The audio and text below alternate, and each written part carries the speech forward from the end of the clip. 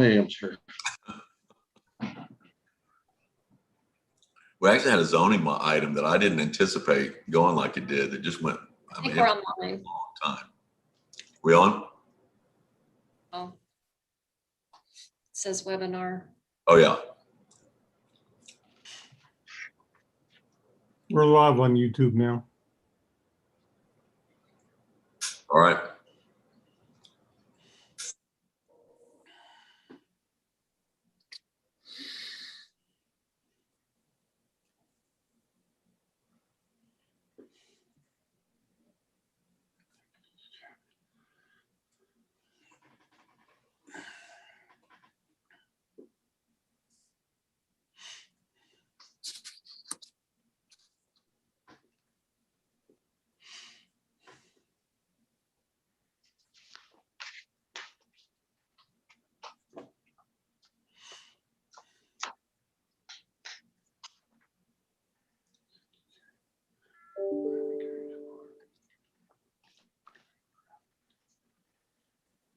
All right, I have 2 o'clock, so I will call to order the April 27th meeting of the Oklahoma City Water Utilities Trust. Thanks for joining us to the teleconference. We have a few announcements to make regarding the video conference meeting. If the video conference is disconnected at any time during the meeting shall be stopped and reconvened once the connection is restored. If communications are unable to be restored within 30 minutes, items remaining for consideration will be continued to later today at 4 o'clock via teleconference. The agenda and the documents are located on okc.gov. Anyone wishing to speak about an agenda item, public hearing, or to speak under Citizens to be Heard must call 405-297-2422 or email ocwut-support@okc.gov. Please provide your name, phone number, the item number, the reason you wish to comment. If you call in after your item has been heard, you will be allowed to speak under Citizens to be Heard.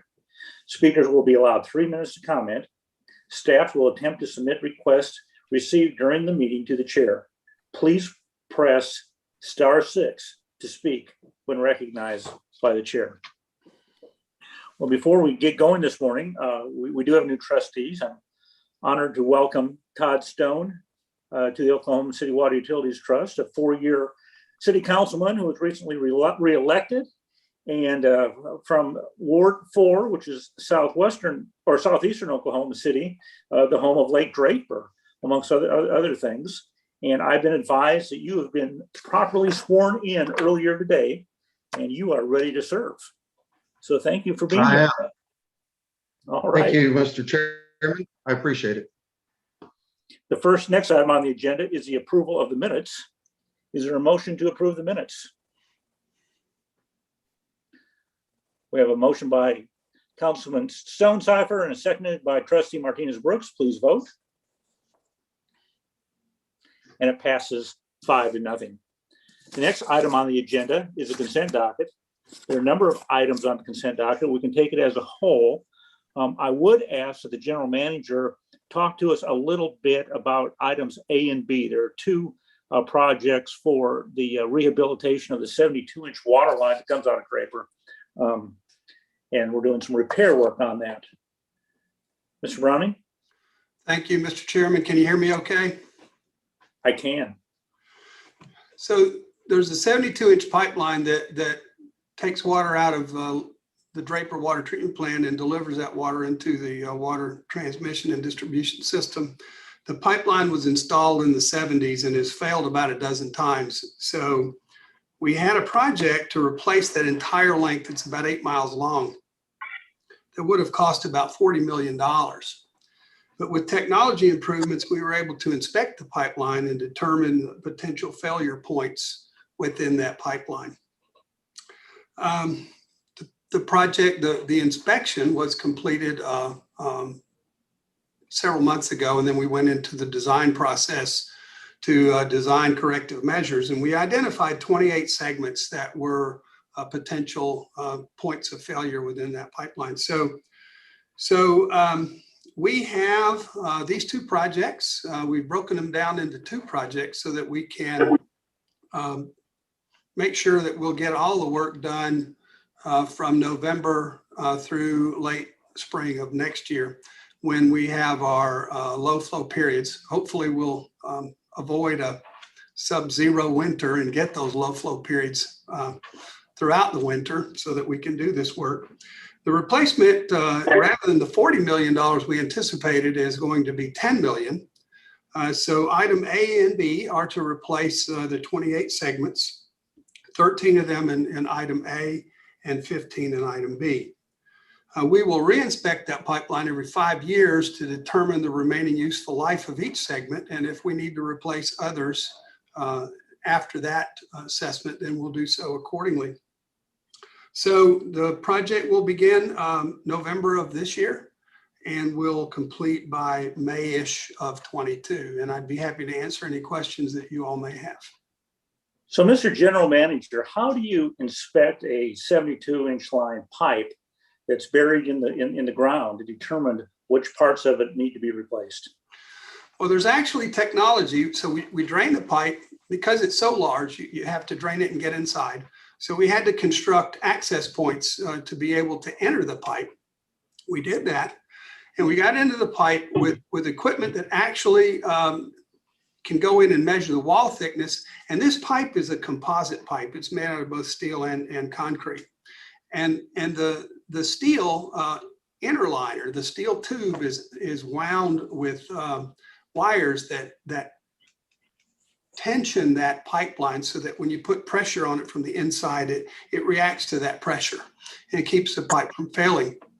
Unfortunately, pipe that was built in the late 70s, this type of pipe that was built in the 70s, nationwide has turned out to be problematic because of the way it was constructed. So utilities around the nation are replacing this pipe. But now we can actually go in and we can tell which and how many wires have failed in each segment with the technology that we have. And so if you have about 28 plus or minus wires that have failed, then that segment is a high-risk segment. And we've identified those within our system. Now, these pipe joints are about 20 feet long. So you can imagine in 8 miles, that's a lot of pipe joints. So out of all of those joints, we found 28 that had a likelihood of failure that we're replacing. Thank you. Are there any other questions for Mr. Browning on items A and B? Or are there, Chris, go ahead. I do have an item that if you could expand on just for a minute, and when that's item E, the RFP for the Tinker. Is that our first RFP since we've signed the agreement? And then the second question on that, what is the selection committee that's listed on that item?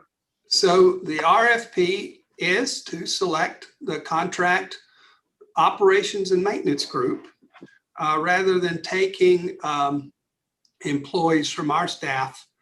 We're hiring a separate group. When we negotiated the contract with the Air Force, we told them that they would have a dedicated group operating, maintaining, and repairing the water and sewer facilities at Tinker. So we're going to do this through a contract operator. It is the first RFP that we have developed.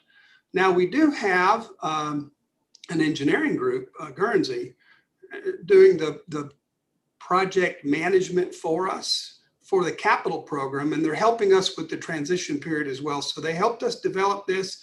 We will solicit and we will select a contractor. The selection committee has not been named yet. I'll name that selection committee. It will be someone from our consultant and then internal members that have a high degree of knowledge in water system operations and maintenance. So that group will be named shortly. Thank you. Are there any other questions on any other items on the consent docket? Hearing none, is there a motion to approve the consent docket? Moved by City Manager Freeman, seconded by Councilman Stone. Please vote. And it's approved 5-0. Thank you. Next item on the agenda is a concurrence docket. There are 3 items of projects that are being done in conjunction with the City of Oklahoma City. There are no AQUIT funds involved in any of the 3 projects. Are there any questions? Hearing none, is there a motion? I have a motion by Councilman Stone and a second by Trustee Martinez Brooks. Please vote.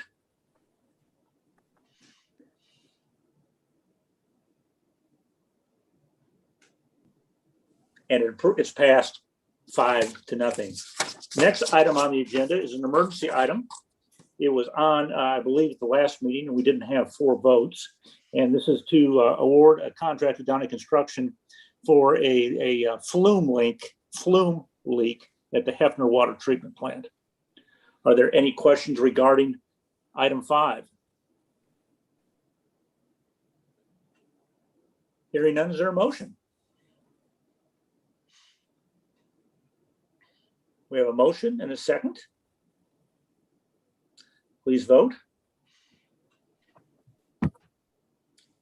And it's approved 5-0. There are no items listed for individual consideration. Are there any items from trustees? You know, I do want to comment, you guys really did a good job today of even being remotely and getting the motions made in a very orderly manner, and Prime Gutter worked really well today. So even from Trustee Martinez Brooks's car, we were able to successfully have a good meeting today. So thank you for that. Are there any general manager reports? Thank you, Mr. Chairman. First of all, Councilman Stone, welcome. We're very happy to have you as trustee of the Water Trust.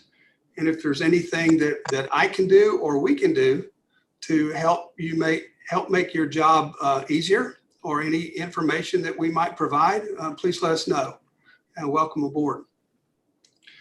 Secondly, I would like to give you all the arrears arrears update. We're still stuck on about 6,400 customers. The total today is 6.4 million, up a couple 100,000 from 2 weeks ago. And water and wastewater arrears are about 4.5 million.